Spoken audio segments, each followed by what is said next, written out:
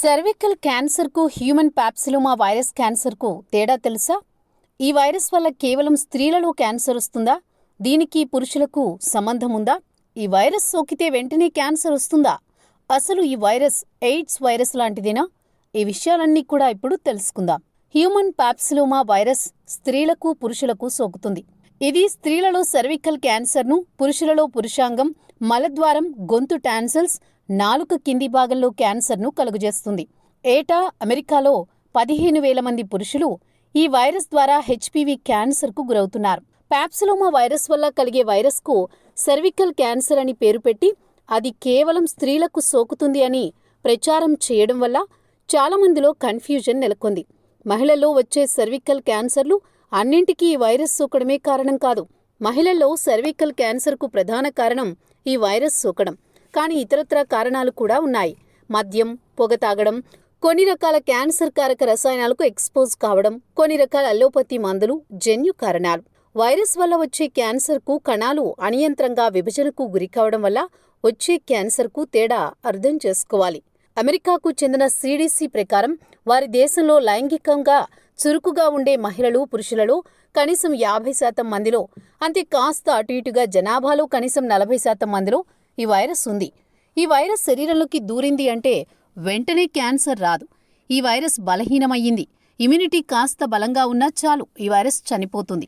కొన్ని సందర్భాల్లో ఈ వైరస్ ఇమ్యూన్ వ్యవస్థను తప్పించుకుని శరీరంలో అలాగే ఉండిపోతుంది. అలా నిద్రాణంగా ఉన్న వైరస్ వెంటనే క్యాన్సర్ను కలుగచేయదు. వ్యక్తి ఇమ్యూనిటీ బాగా బలహీనపడినప్పుడు అది యాక్టివ్ అవుతుంది. శరీరంలోకి వైరస్ ప్రవేశించడానికి, అది క్యాన్సర్గా మారడానికి మధ్య సరాసరి 20 ఏళ్ల సమయం ఉంటుంది. సిడిసి తెలియజేస్తోంది. ముఖ్యంగా ఇమ్యూనిటీ బాగా బలహీనపడిన వారిలో ఇది క్యాన్సర్గా మారే అవకాశం ఉంది. అంటే ఎయిడ్స్ రోగులు, వరుస ప్రసవాల వల్ల బాగా బలహీనపడిన మహిళలు మొదలైన వారు. వర్ధమాన దేశాల్లో ఈ క్యాన్సర్ కారకాలు, వాటి వల్ల మరణాలు ఎక్కువగా కారణం పోషకాహార లోపం, వరుస ప్రసవాలు, ఎయిడ్స్ లాంటి ఇమ్యూనిటీ బలహీనం కావడం. అమెరికాలో హెచ్పివి వ్యాక్సిన్ను అబ్బాయిలు, అమ్మాయిలు ఇద్దరికీ వేస్తున్నారు. 11, 12 వయసు కల బాలబాలికలకు ఇది వేయాలని, 26 ఏళ్లు దాటిన వ్యక్తులకు ఇది అవసరం లేదని అమెరికా ప్రభుత్వం సూచిస్తోంది. అక్కడి ప్రభుత్వం 27 ఏళ్లు దాటిన వ్యక్తులకు ఎందుకు అవసరం లేదని చెబుతోందో ఇప్పుడు చూద్దాం. 27 ఏళ్లు దాటిన వ్యక్తి శరీరంలో ఇదివరకే ఈ వైరస్ ప్రవేశించి ఉంటుంది. అది ఇమ్యూనిటీ చేత నాశనం అయినా ఉండాలి. అలా అయ్యింది అంటే ఆ వ్యక్తికి ఈ వైరస్ నుంచి రక్షణ ఉన్నట్టే. ఇంకోసారి దూరినా ఏమీ కాదు.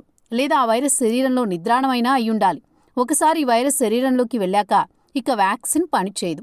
కాబట్టి 27 అంతకన్నా ఎక్కువ వయసు వారికి ఇది అవసరం లేదని అమెరికా ప్రభుత్వ సంస్థ సిడిసి మాట. ఈ వైరస్ కేవలం సెక్స్ ద్వారా మాత్రమే శరీరంలో ప్రవేశిస్తుంది. స్త్రీ, పురుషుడు, లెస్బియన్, గే, మలద్వారం సెక్స్, ఓరల్ సెక్స్ ఇలా అవతలి వ్యక్తికి శరీరంలో ఇదివరకే వైరస్ ఉంటే అది సెక్స్ ద్వారా మాత్రమే వ్యాపిస్తుంది. స్కిన్తో స్కిన్ టచ్ అంటే అంగచూషణ లాంటివి ద్వారా కూడా ఈ వైరస్ వ్యాప్తి చెందుతుంది. తల్లికి ఉంటే అది ప్రసవ సమయంలో బిడ్డకు సోకుతుంది. ఎయిడ్స్ వ్యాధిలాగే 1-2 కేసుల్లో సిరంజీలు, సర్జికల్ సాధనాల ద్వారా వ్యాపించవచ్చు. ఇలా జరగడం మహా అరుదు. భార్య, భర్తకు పెళ్లైన నాటికి వైరస్ లేదంటే అటుపై వారు వేరొకరితో లైంగిక సంబంధం ఏర్పరచుకోకపోతే ఈ వైరస్ సోకదు.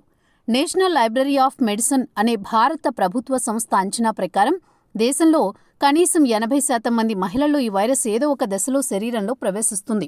ఈ సంస్థ పురుషుల శాతాన్ని లెక్కగట్టలేదు. మహిళల్లో 80% అంటే దాదాపు పురుషుల్లో ఇంతే శాతం అనుకోవచ్చు. అంటే మన దేశంలో 100 కోట్ల మందిలో ఈ వైరస్ ఏదో ఒక దశలో శరీరంలో ప్రవేశిస్తుంది.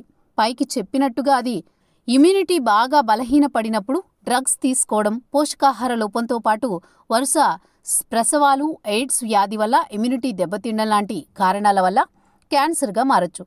హెచ్ఐవి లాగే సెక్స్ ద్వారా మాత్రమే ఈ వైరస్ వ్యాపిస్తుంది. 1,000 కేసులు సర్జికల్ పరికరాల ద్వారా వస్తుంది. సర్వికల్ క్యాన్సర్కు లేదా ఏ ఇతర సమస్యకు అయినా వ్యాక్సిన్ వేయించుకునే ముందు పూర్తిగా నిజాలు తెలుసుకుని వ్యాక్సిన్ వేయించుకోండి. ఎవరో చెప్పారని గుడ్డిగా నమ్మి వ్యాక్సిన్స్ను కుల్లబడుచుకుని మీ జీవితాన్ని ఛిద్రం చేసుకోకండి.